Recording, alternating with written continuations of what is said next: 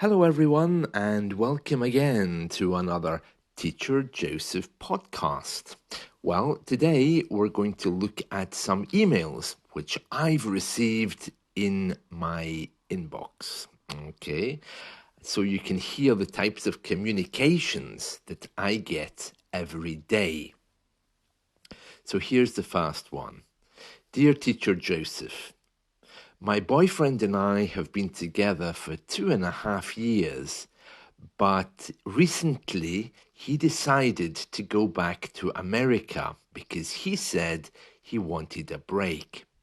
But now he won't take any of my phone calls. I haven't spoken to him in a while and I really miss him. Should I go to America to try to see him? I really enjoy your podcasts. I hope you can help me. Best wishes, Anna from Russia. Well, Anna, of course you shouldn't go and see him. Why would you do that? Obviously, he's left you, so he's gone. You should find a new partner or boyfriend or whatever. He's not taking your calls, so why would you want to follow him?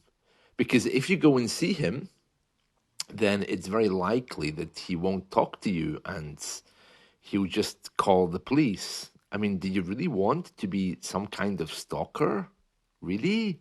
Have you not seen that Hollywood movie, Play Misty for Me, where people are following each other? No, really. Obviously, he's left you, so just, get on with life. I understand that maybe you're saying you hope you can be friends, but I don't think that's possible. In the English world, we are very good at really cutting people out of our lives. It's what we do. I know it sounds harsh, but it allows us to move on to find our next partner. If you just keep trying to carry your last partner by contacting him, I don't think there's any point. Anyway, why did he leave you? Because whatever the problem is, it's still going to be there. So if you go to America, if you get anywhere near him, I mean, you know what Americans are like with security, so you probably wouldn't get anywhere near him anyway. But who knows what you would discover? There could be a wife and child there for all you know. But if you did get to talk to him, it's likely he would just call the police because you're effectively stalking him, and that's not good. I mean, can you imagine? You wake up one morning and you find that your ex is standing outside your door wanting to talk with you. That's really creepy and scary, Anna. So, no, you shouldn't follow him. I like your idea that you still want to be friends, but that never works. Oh, no, no. Clean break is better. One thing I learned from Spanish people is that no one ever really separates. Everyone, because of this word family, everyone is still together. No one ever breaks up or leaves home or does anything. Okay, so British people are the complete opposite, and so are Americans. They love just to move on. I mean, it's possible, of course, that he really has hurt you, and maybe you feel angry about that, but I wouldn't try to use that excuse. Oh, by the way, I just found a CD and a t-shirt of yours. Can I return it? No, no, just put the things in the bin and move on and forget about him. Who knows exactly what the true story is? And you don't need to know. So clean break is always better, and always better. So yeah, relationships take a lot of work, and once they start to go wrong, there isn't really a lot of hope there for getting them back, especially if he won't talk to you. He's doing that for a reason. So no, please don't follow him. Yes. Okay, next email. Here's one. Dear Teacher Joseph, I'm a type 1 diabetic and I live with my family in Sudan. Can you give me free lessons? No. sorry. Type 1 diabetic or not, you're not getting free lessons. I might consider the special discount code I have where you can get cheap lessons. Maybe if you have a look on italki and send me a message. But no, no. And anyway, type 1 diabetic, that doesn't sound life threatening. And even if it was, will I give you free lessons? I don't know. Send me a message or use my special discount code, okay? Okay, here's another one. Dear Teacher Joseph, unfortunately, we have a lesson booked for next week. However, my camera is not working. Would it be possible to have a lesson only on audio? Uh, yeah, why would you ask me that? I don't mind how you come to the lesson as long as you appear, so I at least can hear you. What a waste of time, these kind of messages. Okay, yeah, that's fine. Okay. Another one. Dear Teacher Joseph, I won't be home in time to put my makeup on. Do you mind if we only have the lesson on audio this week? Listen, you can come to the lesson dressed as Little Red Riding Hood. I really don't care, okay, whether you use the camera or not. So yeah, of course, just come to the lesson, please. And you could have told me this at the lesson time. Okay, and the final one, dear Teacher Joseph, I've been dating an English boy for the last while, but I never really know what he's thinking. And I'm also aware that he drinks a lot. Can you give me some advice on how to talk to him? Well, who's this from? Signed Gabrielle. I don't know where you're from, Gabrielle. So you're dating an English boy, you say? Okay. Well, I assume you're obviously both older teenagers, maybe 19 or 20.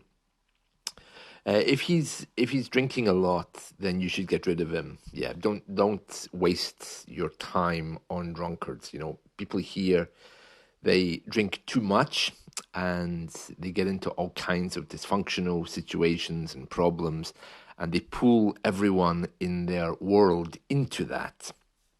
So no, just get rid of him, I would say.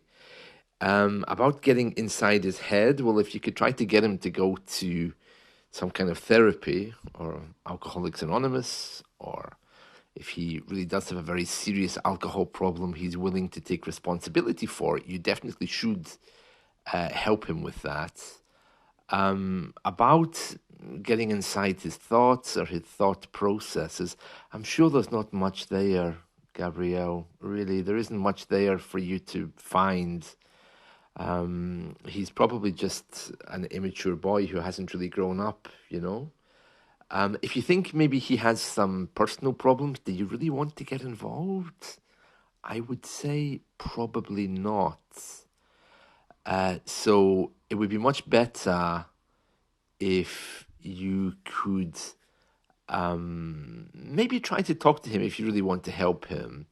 Or maybe you can ask his family, if you know his family, if he has any problems.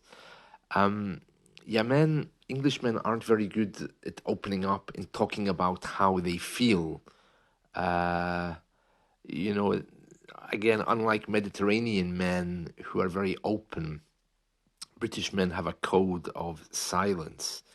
To talk about their feelings would make them seem weak. So you're not really going to get him to open up very much. I would say just get rid of him, yeah, and maybe date someone from your own culture, maybe a Mediterranean guy. They're always very nice and very open and friendly, aren't they? So you could do that. But no, I wouldn't. I wouldn't waste time, especially if he's so young. And maybe by breaking up with him, that would help him to understand that you're not just going to accept someone who clearly has personal problems, you know?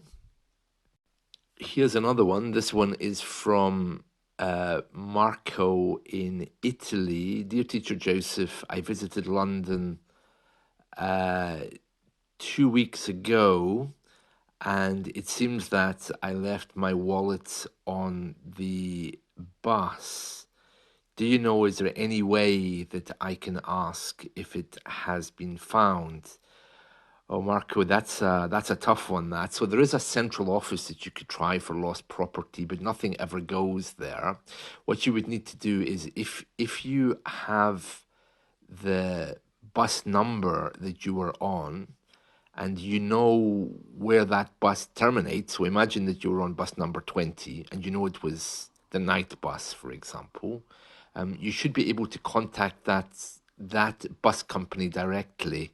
The problem is a lot of our bus routes are now half private, so there isn't really a central place except to contact the company that runs that route.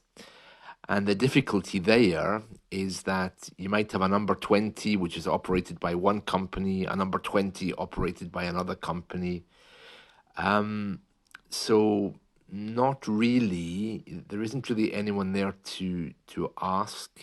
So if you know the actual bus number that you were on, that would help a great deal. If you had lost it on the subway, on the metro has its own lost property office. But to be honest with you, my experience of them is that they're not very quick or good at investigating. But having said that, I lost a wallet the last time I was in London, and I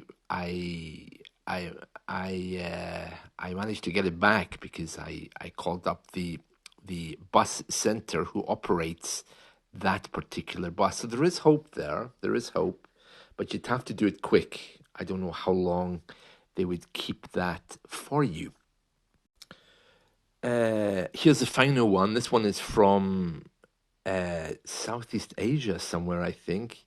Dear Teacher Joseph, I really love your podcasts, especially since you are cynical and bitter. Ha ha ha. They sometimes appear a little bit toxic, but I love them anyway. Please, can you do a podcast on the passive voice? Best wishes. Okay, well, all right then. Yeah, I could do one on the passive voice. I would think about that. And that's it for me. So this is the kind of stuff I'm getting into my mailbox. Okay, I don't mind these kind of emails. A little bit strange, especially when they tell me that they want to give me hundreds of thousands of pounds because they are deposed daughters of kings from somewhere in Africa. Uh, those kind of emails, of course, just automatically are deleted and go straight to spam. But if you do want to communicate with me, don't be afraid to send me a message. And yeah, I'm not sure I can always reply directly to stuff about relationships, but yeah, at least they make me smile. That's it from me. See you all soon. Bye.